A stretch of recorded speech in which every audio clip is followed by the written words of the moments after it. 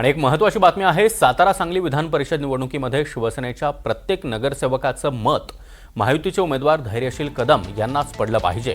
शिवसेनेचं एकही मत फुटता कामा नये असे आदेश उपमुख्यमंत्री एकनाथ शिंदे यांनी पालकमंत्री शंभूराज देसाई यांना दिले।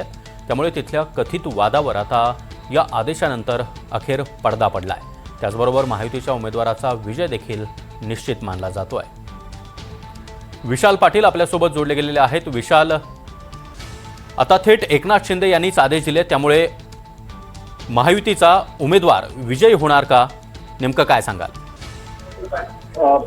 सागर, आपल्याला माहिती आहे ज्या पद्धतीनं सातारा सांगलीमध्ये विधान परिषदेवरनं जो काही अंतर्गत वाद होता, यावरनं आता त्याची दखल उपमुख्यमंत्री एकनाथ शिंदे यांनी घेतली आहे। स्पष्टपणे शंभूराज देसाई यांना त्यांनी आदेश दिलेला आहे। आदेशासह त्यांच्यावरती जबाबदारी सुद्धा देण्यात आलेली आहे की एकही नगरसेवक हा फुटता कामा नये, महायुतीचा उमेदवार हा तिथून निवडून आला पाहिजे आणि धैर्यशील कदम यांना सगळ्यांनी मतदान केलं पाहिजे, अशा पद्धतीचा आदेश हा मंत्री शंभूराज देसाई यांना उपमुख्यमंत्री एकनाथ शिंदे यांनी दिलेला आहे। त्यासोबत जो काही कथित वाद असेल त्याच्यावरती तोडगा सुद्धा काढला जाईल, एकत्रित एक बैठक सुद्धा घेतली जाईल। मात्र सद्यस्थितीला विधान परिषदेचा आपला उमेदवार निवडून येणं हे अधिक महत्वाचं आहे। त्याच अनुषंगाने आपण सगळ्यांनी काम केलं पाहिजे, अशा पद्धतीचे आदेश हे उपमुख्यमंत्री एकनाथ शिंदे यांनी मंत्र्यांना दिले। त्यासोबत पदाधिकाऱ्यांवरती काही जबाबदारी घे ती वाटून देण्यात आलेली आहे। त्यामुळे हा कथित वाद जो आहे हा आता निवळण्याची माहिती सुद्धा मिळते। त्यामुळे महायुतीचा उमेदवार सांगली साताऱ्यामध्ये निवडून येईल अशा पद्धतीची शक्यता सुद्धा आता वर्तवली जाते।